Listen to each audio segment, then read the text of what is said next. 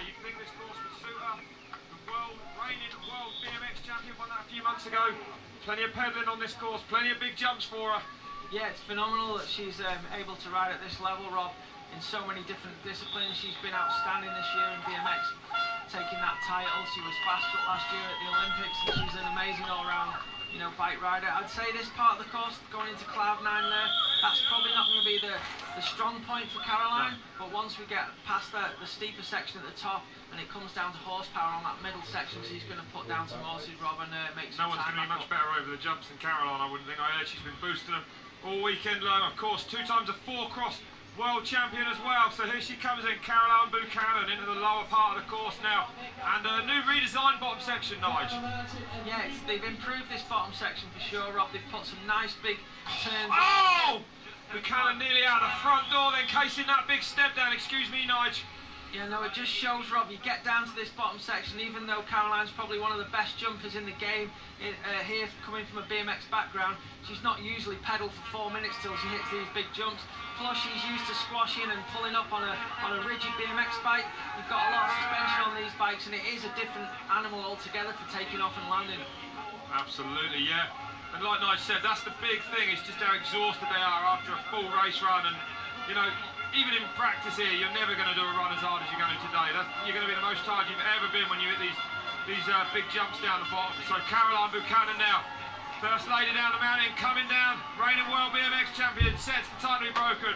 4:41 the time for her. So not too bad, only 6 seconds off that time of Rachel Atherton yesterday, who was the fastest time session run there with a 4:35. So good ride for Caroline Buchanan, riding for Airborne Cycles, and you can see just how much that hurt.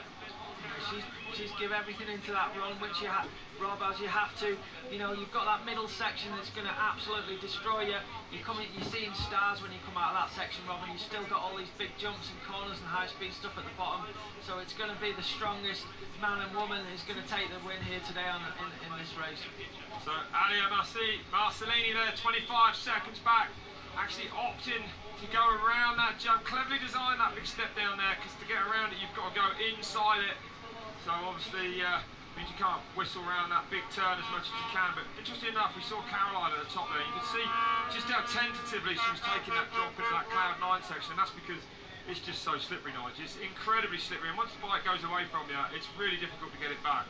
Well, it is. I mean, that is the most technical part of the course, Rob, Cloud 9. And not only is it technical as you're coming down it with the steep rocks and the dust, and only a very small catch berm at the bottom of that, before then you have to do another jump over a huge rock. It's also the approach to that, Rob. You come in a high-speed section, you have to drop flat onto a fire road, then it's off camera as you're turning into that. So as we saw last year here, Danny Hart crashed there.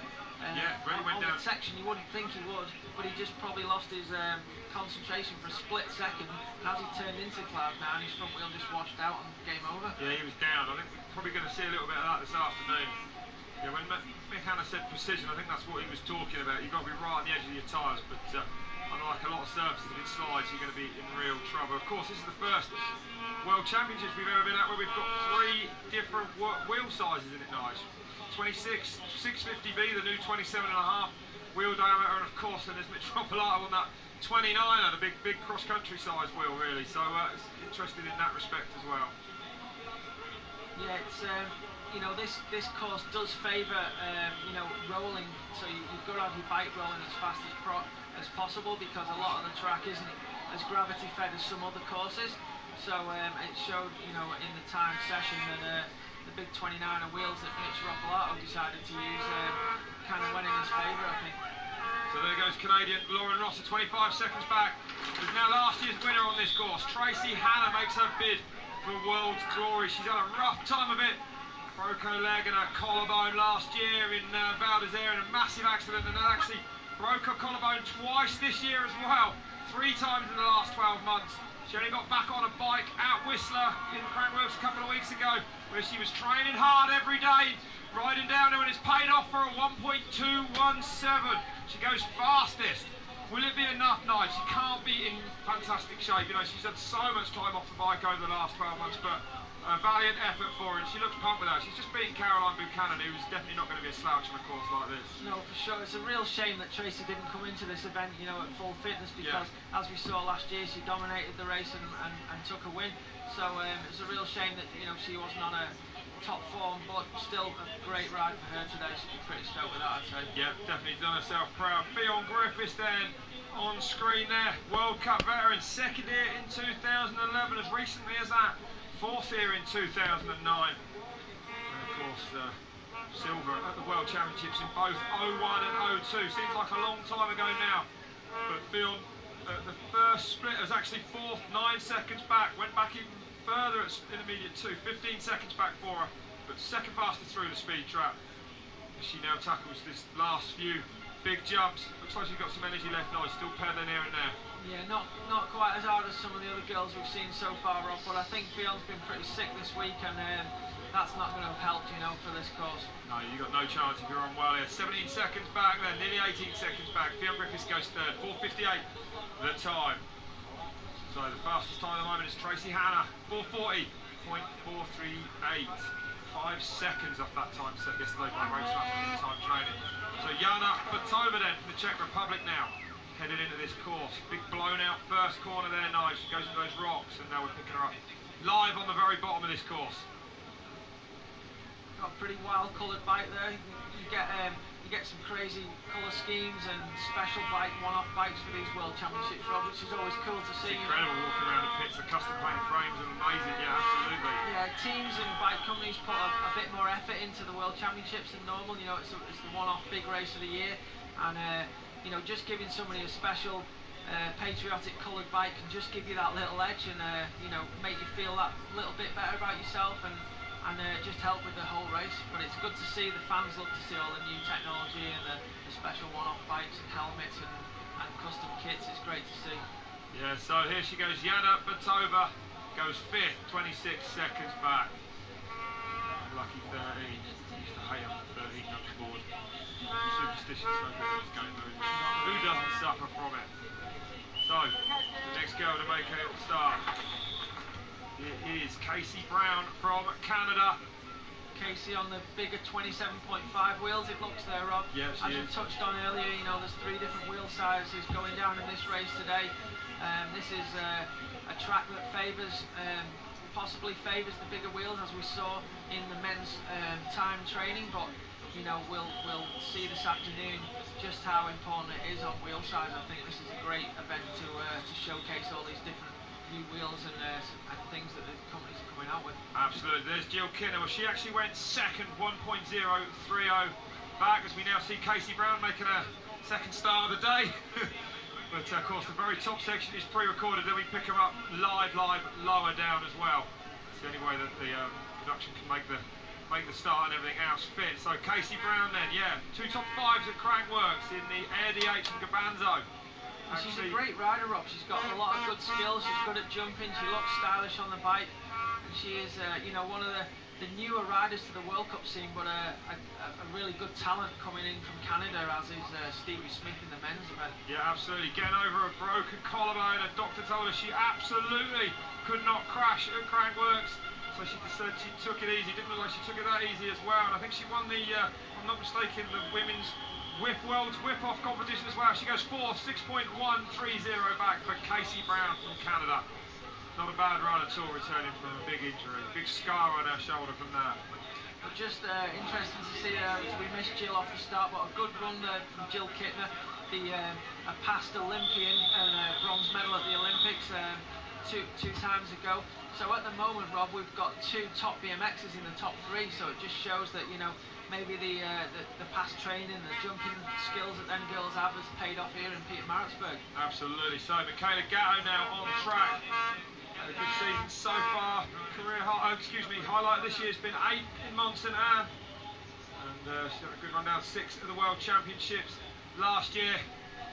Yeah. 4th at the Pump Track Worlds at Crankworks, but I don't think pump track expertise will help you a lot on this course tonight. It's all about pedaling in that middle section here in Pietermaritzburg. It is indeed, Rob. Michaela always one of the always got one of the biggest smiles on the circuit, walking around. She's always happy and just loves riding a bike, and that was a good effort from Michaela, but it just shows how hard this race is. The riders are coming across the line absolutely exhausted, I think. Yeah, it's a real struggle, definitely. A war of attrition top to bottom. Emily Tegan-Thaler then riding for Scott 11. So we're getting into some of the real World Cup favourites now. Tegan-Thaler on fire in the World Cup. What can she do here on this course? 7th overall at the moment, 6th here last year. Actually got on a plane Monday after winning the Swiss Championships. Yeah, and coming off a solid result at the last World Cup round in Monson and Rob, I think she was 4th on the podium, so that's going to give her a boost of confidence coming into this World Championships. Again on the 27.5 wheels, so let's see what she's got today, Rob. She's got on a pretty hot lap at the moment. I think those 650B 27.5 going to be an advantage on a course like this as well. So she sends that inside hip jump, still gets over that step down, but she's outside the time of Tracy Hanna. So 4th for her, 5.8 back, and Tracy Hanna's time looking pretty good, Nige, considering the last 12 months. It couldn't have actually been worse for her. She might as well have been run over by a bus, the injury she's had. She's still got 14 screws in her and a big rod in her leg. Yeah, it's phenomenal what she's been able to come back and done today. But you know, both her and her brother Mick, super strong athletes, great bike riders, and you know, they've been winning races their entire lives. They have, and they're motivated on a course like this as well. There's no doubt about it. So, Cern Iloga from Slovenia now coming down. Is she going to send a big step down? No, she cuts tight, slower line, 41 kph through the speed trap. 28 seconds back though, Nige. Yeah, it's a good design, this new section at the bottom, Rob. You know, it's every single jump and every burn is critical to get right, because if you mess one section up, you can't do the next jump, you're going to lose all your momentum and your race is pretty done. You've got to get that bit bang on perfect when you're absolutely knackered. And of course a lot shorter this year, or a fair bit shorter, isn't it? It's a bit straighter, that bottom section. Yeah, it's a bit straighter, but I'd say it's a little bit more technical, you know, with having those big jumps, and they are big. Yeah, they are big. You know, they're a lot bigger than they even look on the TV. The TV guys are doing an amazing job here to show how big and difficult they are, but when you stood on the top of one and having a look to where you've got to land, it's a massive leap you've got to do. And when you're knackered down there, you only have to make a slight mistake in one of the corners before the jump, and then you won't have the speed to clear it. You tag a jump, you haven't got the speed for the next jump, it just gets worse and worse, so you've got to get everyone bang on. Absolutely, so Zerganola there going into 11th spot, 33.142 back from Slovenia. So we're starting to get into the Hof properties here now. Only actually 6 riders left to go. Miriam Nicole here, also pom-pom, one of the most technically best riders in the world in the women's event, Rob. No question. She does fantastic on the steep and technical tracks, but let's see what she's done training-wise for this course. She sat down there, she really needs to be up on the pedals, and as you can see, her time's way off coming into the finish, Rob. Yeah, miles back for her. I mean, 7th place for 15 seconds back, but you know, I don't think Pom-Pom will mind us saying that she suits a steep technical track. She hasn't been off the podium so far in this year's World Cup, but today not being her day here in Pietermaritzburg, and she's given it everything. Maybe she had a problem we didn't see, I don't know. Florian Pugin then, just out Scott, riding the 26-inch wheel, decided to turn down the 27.5, keeping it real on the smaller rims. Okay, I mean, you know, you've got these wheel sizes, Rob, but you've also got massively different size people in the races. You know, some of these smaller girls, they've got a bigger wheel. It's a bit more to handle on the technical sections and the turns. So maybe it doesn't favour as you know, the shorter, less powerful riders than it does, you know, for the taller and powerful riders.